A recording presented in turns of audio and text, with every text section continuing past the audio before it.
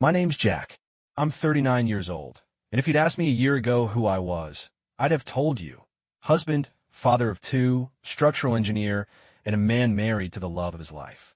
That's all I ever wanted to be. That was the whole dream, wrapped up in a neat little bow. My wife, Emma, she was my person. We met when I was 26, and she was 24. She had this laugh, man, the kind that made people stop and look. Like music. Eyes like late summer. Warm. Curious. Alive. We didn't date long. Got married a year after meeting. I was the impulsive one. She was more reserved, but she'd always say I made her feel brave.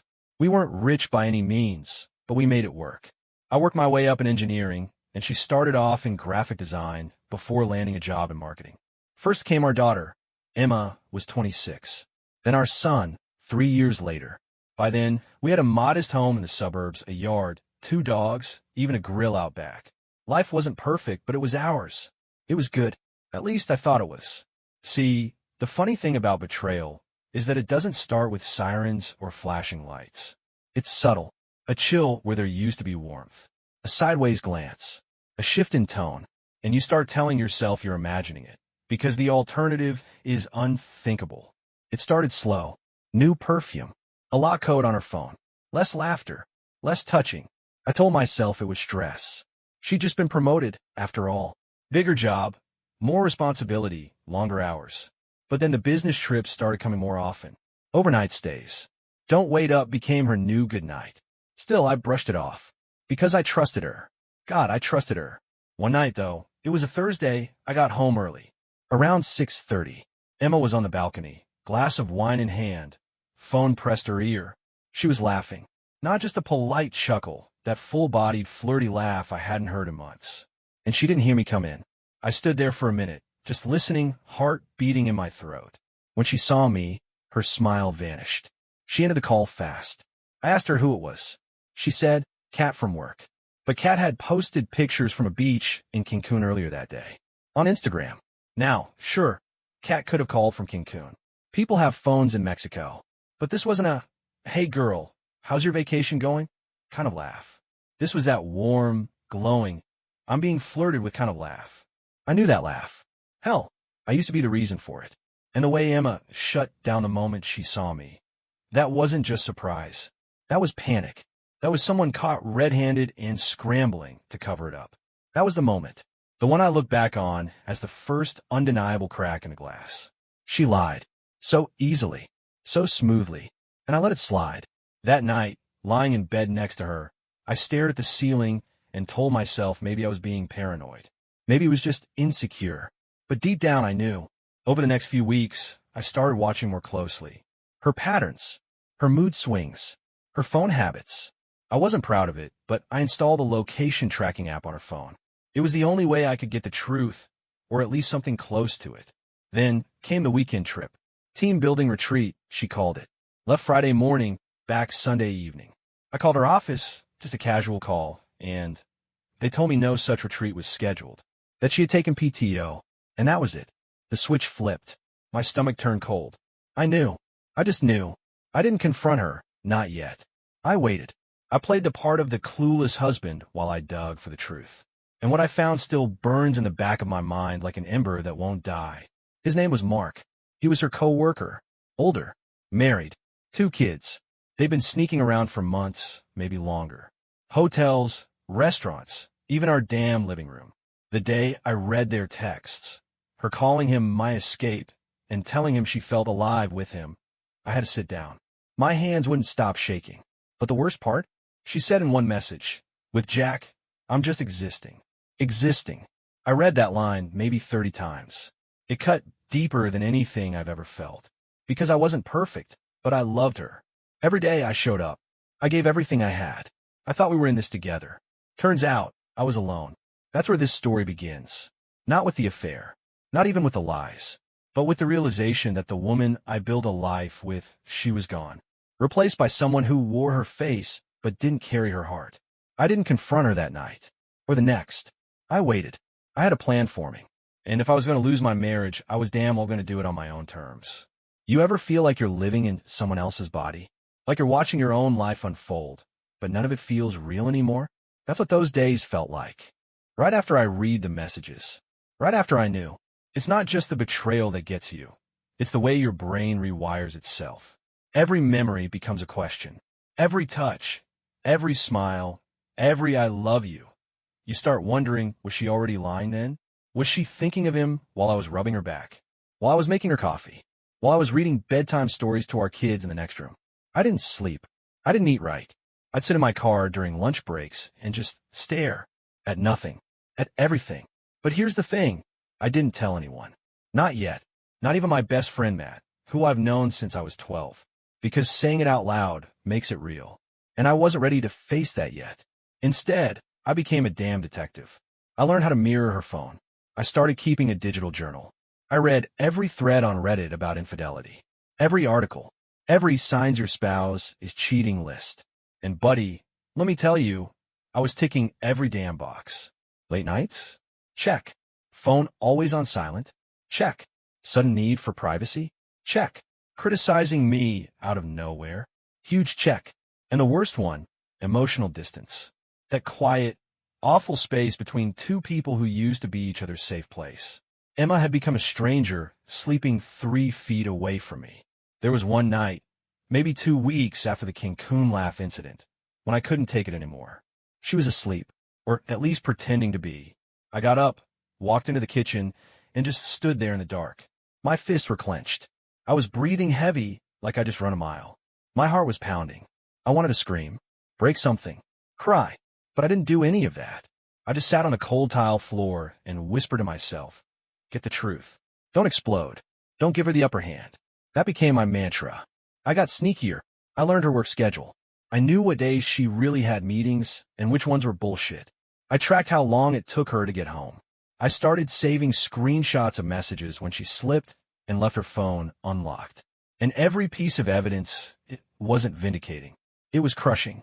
Because with every detail, every new confirmation, the reality got heavier. This wasn't just a fling. This was a second life. One I never got to be part of. She called him Mem. She sent him memes, jokes, selfies. She said things like, you make me feel like I'm in college again. And one night, she texted, wish I could fall asleep in your arms tonight instead of next to Jack. That one broke me. I remember I was in the garage when I read it. I was supposed to be working on the shelves. I never finished. I just sank onto the concrete and stared at my hands. My wedding ring felt like it weighed 1,000 pounds. I wanted to call her out. Right then, storm inside, slam the phone on the counter, and yell, what the hell is this? But I didn't, because I realized this wasn't just about catching her. This was about protecting myself and protecting my kids. The next morning, I smiled like nothing was wrong, kissed her on the cheek, packed the kids' lunches, made her coffee. But inside I was a storm, just waiting for the right moment. It was a Sunday morning when I broke character. We were having pancakes, her favorite, banana with chocolate chips. I made them because I knew how much she loved them, and maybe because some desperate part of me still wanted to believe I could remind her of something real, something we had once. The kids were off with my sister for the weekend. It was just us. She sat across from me at the kitchen island, hair tied back, scrolling through her phone. She barely looked at the plate I put in front of her. Thanks, she said absently, eyes still on the screen. I watched her for a few seconds, and then I said, very casually, you ever think we've changed? That got her attention. She put the phone down, blinking. What do you mean? I mean us. You and me. This house. These routines. Do you ever feel like you're not in love anymore? She froze. Just for a second. But I caught it. Her eyes flicked fast like she was calculating something. I don't know, she said. I mean, things are different. We've been together a long time. That's when I knew. See, when someone's faithful, when they're committed, they answer that question with denial. With fight. They say, no, I love you. What's going on? Are you okay? But she said, I don't know. And then she followed it up with a shrug. A goddamn shrug. I wanted to flip the whole table. I wanted to shout, you don't know? After everything we've been through. But I didn't. I just nodded slowly. You think it's something we could fix? I asked, baiting her. She picked at her pancake. I don't know. Maybe we just grew apart. Grew apart. Another line straight out of the cheater's playbook. I got up to pour more coffee, mostly so she wouldn't see my hand shaking. My stomach was flipping like I'd swallowed a brick. What would you do? I said, still facing the coffee machine. If you met someone else. Silence. Dead, long silence. I turned. She was staring at me. Eyes narrowed slightly. Defensive. Why are you asking me this? I smiled. Too much. Too wide. Just wondering. She didn't answer. But she didn't deny it either. I knew then, with absolute certainty, that she wasn't just thinking about someone else. She was with him. Still. While sitting here at this table, eating pancakes I made. In our kitchen. That afternoon, while she went out to run errands, I followed her. Used the tracking app. She drove across town. Not to the mall. Not to the grocery store. But to a hotel off the highway. I parked half a block away, heart pounding like a drum in my throat. I watched her wait in the lobby. He showed up, Mark. Dressed casual. Confident. They hugged. Kissed. Walked in together like it was nothing. My hands were gripping the steering wheel so hard my knuckles turned white. I took pictures. Not to confront her. Not yet. Just to make it real. To anchor the pain. I didn't cry. Not then. I just felt hollow. Like something sacred had been scooped out of me. I drove away. Didn't even wait for them to leave. I went home, packed a bag, and spent the night at Matt's place. Told him everything. Finally. He didn't say much. Just poured me a bourbon and said, "She's out of her mind." That night, I looked at our wedding photo on my phone. Emma in white. Me in a suit that didn't quite fit right. Her smile so full of hope. And I whispered, "Where the hell did you go?" The next morning, I went back home. She was there, acting like nothing had happened. But I had changed. Something inside me had snapped. I wasn't going to wait anymore. The morning after I watched her walk into that hotel with him, I came home and found her in the kitchen, making toast. Just like it was any other day. No shame, no guilt on her face. She turned when she heard the door open and said, "You're back early." I dropped my bag by the stairs. My mouth was dry. I didn't answer right away. Just looked at her. Took in every detail. Her relaxed posture, her slightly messy bun, the faint scent of his cologne clinging to her clothes. And I said, "We need to talk." Her eyes flicked. Just a second. Then came a forced smile. "Okay.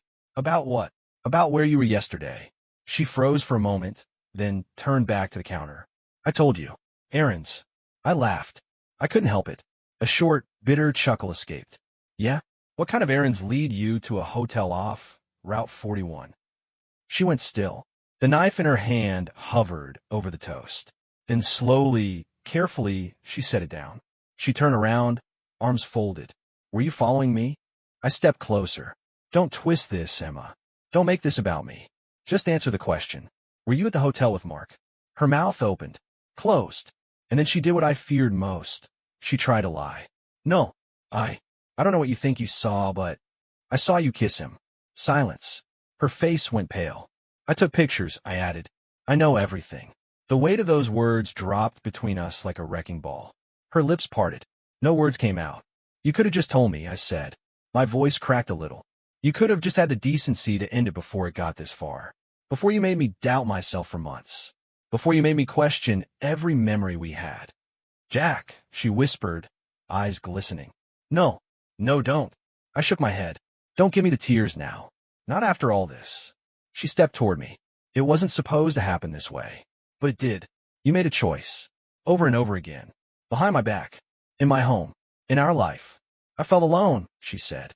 I felt invisible. I clenched my jaw. "So you cheated?" "I didn't mean to." "You meant to. Every time you texted him. Every time you told me you were working late. Every time you let me touch you while you were thinking of someone else." She looked down. Her shoulders slumped. "I gave you everything," I said. "I backed your career. I stayed up with the kids when you had deadlines. I made you coffee every damn morning, Emma. And you still look for more." "I'm sorry," she whispered. And for a second, I wanted to believe her. I wanted so badly to believe that this was just a momentary lapse. A mistake. But I couldn't. Because the woman I loved would have never let it get to this point. "I'm moving out," I said. "You'll hear from my lawyers soon." She gasped. "Jack, wait. Please. Let's talk. I've been trying to talk to you for months." I grabbed my keys. My hand was shaking. I didn't yell. I didn't slam the door. I just walked out. Because the moment you realize someone you love doesn't value your heart, you stop offering it. And that was the day I stopped being hers. I moved out that same evening. Didn't take much. Just a couple bags. Some clothes. My laptop. The rest could wait. Honestly, I didn't want anything that reminded me of her anyway. I couldn't even look at the damn throw pillows she picked out without getting this sick twist in my gut. I crashed at Matt's place again. His guest room was barely wide enough for a twin bed, but I slept better there than I had in months. The next morning, my phone blew up. Text from Emma. Missed calls. Voicemails. Can we please talk? I made a mistake. Don't do this, Jack. Please. And the one that really got me. Tell me what I can do to fix this. I stared at that one for a while. Fix this? There was no fixing a betrayal like this. You don't sew up a gut wound with duct tape and kind words. You don't cheat on someone for months and then cry your way back into their heart. But I didn't reply. Not yet. I needed time to think, to breathe. I called a lawyer, a woman named Dana. Calm, sharp, no bullshit type. She asked a few questions, took notes, and said, "We'll start with separation. I'll draft the documents." They made it real. It was over. Emma didn't give up right away. That week, she showed up at Matt's doorstep. I was coming back from the grocery store and found her waiting on the porch, bundled in a coat, eyes red. "Jack," she said as I approached. "Please." I stood there, holding a bag of eggs and a loaf of bread, feeling like I'd stepped into someone else's life. "I just need to understand," she continued. "Are we really done?" I set the groceries down on the step. "Yes." She flinched like I'd slapped her. "I was lonely," she said. "I made a mistake. But it didn't mean I stopped loving you." I laughed. It wasn't loud, but it was sharp. "You don't cheat on someone you love," I said. "You cheat when you've already left. You just forgot to pack your bags." Tears rolled down her cheeks. I wanted to feel something. I wanted to care. But I didn't. Not anymore. She tried to talk more, but Matt opened the door and gave her a look that said, "Not today." She left. Quiet, shoulders slumped. Later that night, I finally cried. I hadn't cried when I saw her with Mark. I hadn't cried when I confronted her. But lying there in that too small bed, staring at the ceiling, I broke. Not just because I'd lost her, but because I'd lost the version of myself that believed in her. Over the next few weeks, the texts slowed down. Then they turned angry. "You're throwing this away. You're not even trying. I made one mistake, and you want to destroy everything." I didn't respond to those either. It's funny how fast love can curdle into guilt, then rage, then silence. I started therapy. I went on long drives with no destination. I ran until my legs ached. Anything to keep from thinking too long. And yet, the grief still came in waves. In the middle of folding laundry, while brushing my teeth, hearing a song in the grocery store. Grief doesn't schedule appointments. It just shows up. About a month after I left, she sent one last message. "I hope one day you can forgive me. I'll always love you." I didn't reply. I didn't block her either. I just let it be, because part of me knew that chapter was over. I was no longer Jack the husband. I had to figure out who the hell I was without her. And that was scary, but it was also the first time I'd felt free in a long, long time. There's a strange silence that follows destruction, like the moments after an explosion, when everything is smoke and ringing ears and the weight of what just happened hasn't quite landed yet. That's what the weeks after the split felt like. No more notifications. No arguments. No half-hearted kisses goodbye. No pretending. Just stillness. At first, it was terrifying. I didn't know what to do with the quiet. I walked through Matt's house like a ghost, coffee in hand, staring out windows without seeing anything. I wasn't sad exactly. I wasn't angry. I was something else, emptied out. Hollow. Therapy helped. Some. I started seeing a guy named Greg. 40-something, wore cardigans, always had a cup of tea. At first, I thought he was too soft-spoken to understand me. But he listened, really listened. And every once in a while, he'd ask a question that cut straight through the fog. "Who are you now, Jack?" he said once. "Not who you were in that marriage. Not who she needed. You. Just you." I didn't have an answer. So I went looking. I started running more. There's a trail behind Matt's neighborhood that winds through woods and old farmland. I'd go there early in the morning, when the world was still waking up. I'd push myself hard, feel my lungs burn, my legs scream. And for a little while, I felt real again. One morning I stopped at the top of a hill, hands on my knees, gasping. And I laughed. Out loud. Just this wild, breathless laugh. Because I realized I hadn't thought about Emma for a full 10 minutes. That was a win. I got a small apartment near work. Nothing special. 1 bedroom. Mismatched furniture from Facebook Marketplace. But it was mine. I kept it clean. Bought a plant I named Steve. Cooked for myself. It wasn't much, but it was something. Freedom is weird. At first it feels like loss. Then it starts to taste like possibility. I started noticing things again. The barista at the coffee shop who remembered my order. The way the sky looked right before sunset. I went to a bookstore and lost track of time for hours. I bought a record player and started building a vinyl collection. I wasn't healed, but I was healing. And then, one afternoon, I ran into her. Emma. I was grabbing groceries. She was in the produce section. We locked eyes. That moment stretched, heavy, and awkward. Hey, she said, tentative. Hey, I replied. Calm, polite, detached. She asked how I was. I said I was doing well. I asked about her. She said she was working a lot. Didn't mention Mark. Didn't mention anything personal. There was this moment of silence, like she was trying to figure out if she could say more. If I would let her. But I didn't open the door. Not because I hated her. I didn't. But because that chapter was closed. And I wasn't going to reread it. We said goodbye. She walked away. I watched her go without pain. And right then I knew. I was free. The thing no one tells you about grief is how physical it is. It's not just sadness. It's in your chest, your gut, your spine. I'd feel it in the shower, like a weight pressing between my shoulder blades. Or while brushing my teeth, when suddenly I'd remember some dumb little detail, like how Emma used to leave the cap off the toothpaste, and my knees would go weak. I journaled every day, not because I thought it would fix me, but because I didn't want all of that swirling around in my head with nowhere to go. Sometimes it was just a sentence. Today felt heavy. Other times it was 5 pages of cursing her name, cursing mine for being so blind, for wanting to believe. Greg, my therapist, called it emotional detox. You're flushing out everything you were never allowed to say in that marriage, he said. The rage, the fear, the grief. Keep going. So I did. I stopped apologizing for being angry. I stopped explaining my pain to people who didn't really want to hear it. And I gave myself permission to be selfish for the first time in years. There were setbacks, of course. Nights when I drank too much and stared at old photos. One time, I even opened up our wedding album and flipped through it like I was trying to find a reason this all happened. I kept hoping I'd see a moment where her smile looked fake or her hand wasn't fully wrapped in mine. Some clue that it was all doomed from the start. But I didn't find anything like that. We looked happy because we were happy, and that's what made it hurt worse. I wasn't grieving a lie. I was grieving something that had been real and then got twisted into something I couldn't recognize anymore. One afternoon, Matt and I were sitting in his garage, which had become our unofficial man cave, drinking a couple of beers. He looked over at me and said, "You know, I never liked how she looked at you." I blinked. "What do you mean?" "She looked at you like you were dependable, reliable, like a piece of furniture she knew would always be there." That hit me harder than I expected, because I was always there. And maybe that was the problem. Maybe she needed more than I could give.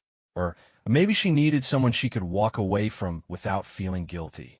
Either way, I wasn't going to be that person anymore. I wasn't going to be the fallback plan.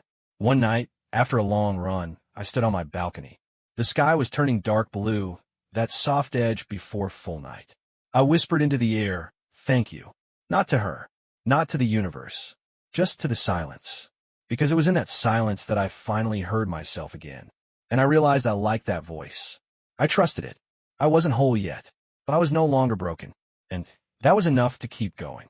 You don't just walk away from betrayal untouched. Even after the dust settles, the ghosts linger. Sometimes they show up in obvious ways, like when someone new asks, "So what happened with your last relationship?" And you have to decide how much truth they're ready for. Other times, it's more subtle. A song in a restaurant, a scent on the street, a sudden chill in your chest because some nothing reminded you of her. And even though I didn't miss her anymore, I missed what I thought we had. That's the most twisted part. I wasn't grieving her. I was grieving the version of me that existed when I believed in us. One Saturday, I met Brooke, the bookstore girl, for coffee. It wasn't a date. Not officially, but also was not a date. She showed up wearing a denim jacket and this big messy bun, holding a reusable mug with stickers all over it. "Warning, we'll correct your grammar," one said. God help me, I was nervous. We talked about books and music, then politics, then family. She was sharp and funny and didn't shy away from depth. At one point she asked, "So what happened?" And I told her, not everything, but enough. Her face didn't twist in pity. She didn't try to fix me. She just listened. When I paused, she said, "Sounds like she didn't deserve you." I didn't know what to say to that, because part of me still felt like I had failed. Like maybe if I'd said the right things sooner, or worked less, or been more something, she wouldn't have strayed. Brooke saw that. "You know," she said, "it's allowed to not be your fault." And just like that, a knot in my chest I didn't even know was there started to loosen. I wasn't ready for a relationship, and Brooke didn't push it. But we started spending more time together. Walks, late-night phone calls, spontaneous deep conversations in grocery store parking lots. She made me laugh. Really laugh. Not the polite kind. The ugly, unfiltered belly kind. And with her, I didn't feel like I had to explain who I was. I could just be. That was new. And scary. Because once you've been hurt like that, you don't just rebuild trust. You learn to live with the cracks. Every now and then, I'd catch myself overthinking. Wondering if she was texting someone else. If she meant what she said. If I was being a fool again. But instead of spiraling, I talked to her. And she listened. And nothing exploded. There was one night driving home from dinner with her where she put her hand on my leg mid-conversation. A simple gesture. But I froze. Not because I didn't want it. But because the last time someone touched me like that, it was laced with a lie. She noticed. She moved her hand. "You okay?" she asked gently. And for the first time, I admitted it out loud. Sometimes, I still flinch at good things. She nodded. "So do I." I learned to enjoy the quiet again. I started painting, badly, but enthusiastically. I painted trees, sunsets, abstract blobs of color that made me feel things. I filled the walls of my apartment with them. Little reminders that something messy could still be beautiful. I learned to cook real meals. Bought new clothes. Hosted a game night with people from trivia. Laughed more than I had in years. My Spotify Wrapped stopped looking like a heartbreak soundtrack. And in that messy, beautiful, slowly healing life, I finally understood something. Emma broke my heart, but she didn't break me. That was the difference. I went back to therapy with more honesty. I told Greg things I hadn't said out loud, like how part of me still felt like damaged goods. Like anyone who got too close would eventually find the wreckage and run. He smiled and said, "Jack, it's not about hiding the wreckage. It's about finding someone who will sit with you in it and help you rebuild." That stuck with me.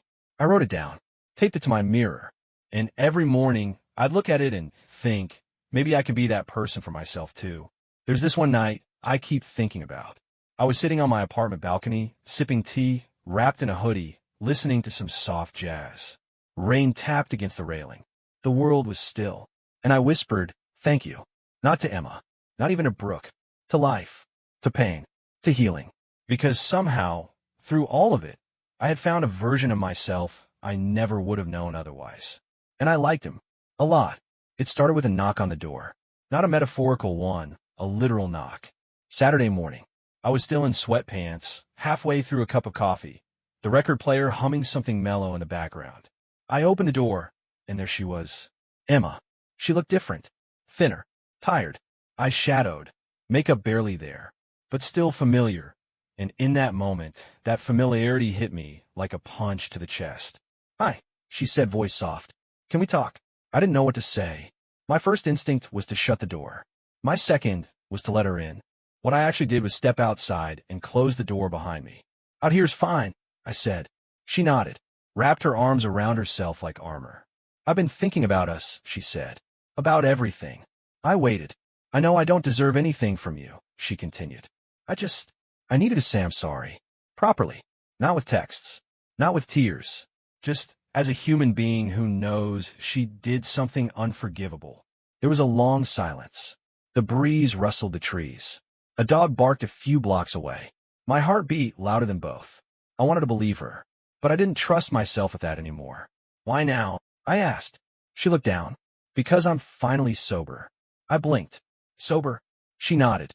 10 weeks. AA meetings. Therapy. I've been getting help. For everything. That shook me. I didn't know she had a problem. Or maybe I did, deep down, but it had gotten lost in all the lies. "I hurt you," she said. "I see that now. I used you. I blamed you for things that weren't your fault. And I don't want anything from you. I'm not here to ask for a second chance. I just wanted you to know. I get it now." My throat tightened. She stepped back as if to leave, but then stopped. "There's one more thing," she said. "The kids. I want to be better. I want to show up for them. I know I failed there too. But if you ever think it's okay for them to see me, I'd be grateful. I studied her. Not the woman I'd married. Not the woman who betrayed me. Just Emma. Damaged. Real. I'll think about it, I said. She nodded. A tear rolled down her cheek. She wiped it away quickly, then walked down the steps and disappeared around the corner. I stood there a long time. Not angry. Not sad. Not hopeful either. Just still. That night, I told Brooke. We were sitting on my couch, sharing a bowl of popcorn, watching an old movie. When the credits rolled, I turned to her and said, Emma came by today. She paused. How do you feel? And for the first time, I didn't need to reach for the answer. Lighter, I said, like something closed. She nodded slowly. That's good. I took her hand. I don't want to rush anything, but I want to be here. With you. Present. Brooke smiled. Then let's be here. Together. We stood there longer than I expected. The wind picking up around us, ruffling her coat, rustling the trees. She didn't make another plea. She didn't try to touch me. She just stood still, watching me like she was trying to memorize my face. It wasn't the kind of look you give someone when you're trying to manipulate them. It was sorrowful, honest maybe, and in that moment, I saw her not as the villain of my story, but as someone deeply human and deeply broken. She whispered, You deserved more than what I gave. I did, I said. But that's not what hurts anymore. Her eyes flicked up to mine. What is? That you didn't even try to save it. You didn't come to me when it was breaking. You just walked out emotionally and left me try to keep it together alone. She nodded slowly. I was a coward. I didn't argue. I'm getting help, she said again, like she needed to convince herself. I've been journaling. I've been talking to my mom, finally. I've been remembering things I didn't want to remember. Her voice cracked. I miss our kids. And damn it, that hit me. Because as angry as I had been, and still was, they were still her kids too. They still deserve some version of her, if she was truly trying. And if she was willing to work for it, I wasn't going to be the one to stand in their way. I'll talk to my therapist, I said. And we'll take it slow. Supervised visits, maybe. Boundaries. Tears spilled from her eyes then. But she didn't sob. She didn't crumble. Thank you, she whispered. She left after that, quietly, without asking for anything more. And I stood on that porch until my coffee turned cold in my hand. I didn't sleep that night. Not because I was overwhelmed or confused. It was the opposite, actually. I lay in bed staring at the ceiling, thinking about how quiet everything felt inside me. For the first time in a long time, there wasn't this tug-of-war between hope and anger, past and future. Emma's visit, her apology, her vulnerability, it hadn't reopened the wound. It had stitched something shut. But closure, I've learned, is not a moment. It's a process. And even though she walked away, even though I said the right things, I couldn't help but relive every detail. What if she'd done this a year ago? What if she had come clean before the affair turned physical? What if she had just talked to me instead of choosing silence and secrets? But the thing about what ifs, they don't change the outcome. They only drain your present. So I forced myself to get up early the next morning. Made coffee. Went for a run. Let the cold bite my skin and remind me I was still alive. Still moving forward. I went to therapy. I told Greg everything. He nodded like he knew. Because he did. You're making space, he said. That's not small. And for once, I believed him.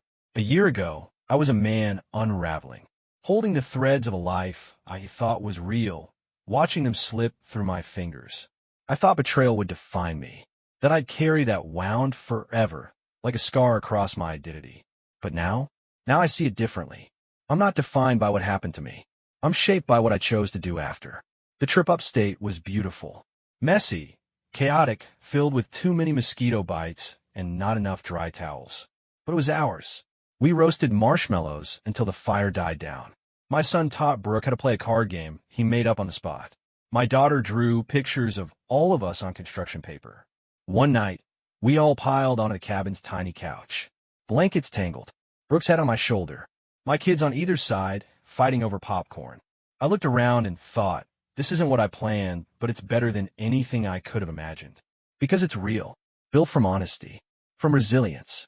From love that came after the storm. Back home, life settled into a rhythm. Not perfect. Life never is. There were still awkward exchanges with Emma. Still moments when the kids asked hard questions. Still flashes of memory I hadn't invited. But they didn't knock me down anymore. They passed through like weather. I kept going to therapy. Brooke and I started cooking Sunday dinners together. I taught my daughter how to ride a bike without training wheels. My son started drawing comics, wild stories with heroes who looked suspiciously like me. Greg once told me, "You'll know you've healed when you stop waiting for the pain." He was right. One evening, I found a box I hadn't opened in over a year. It was full of old photos, wedding pictures, notes, a dried rose from our anniversary. I sat with it for a while. Let it hurt. Then I closed the box. Didn't throw it away. Just put it back on the shelf. Not everything needs to be erased. Some things just need to be accepted for what they were, part of your story, not the whole thing. Brooke and I stood on the beach this past weekend, watching the kids race down the shoreline. She slipped her hand into mine and said, I think we found something most people miss." "What's that?" I asked. "The beauty after the breaking." And I smiled, because she was right. I started this story as a man who lost everything, but I'm ending it as someone who found himself. It's not a perfect ending. There are no guarantees.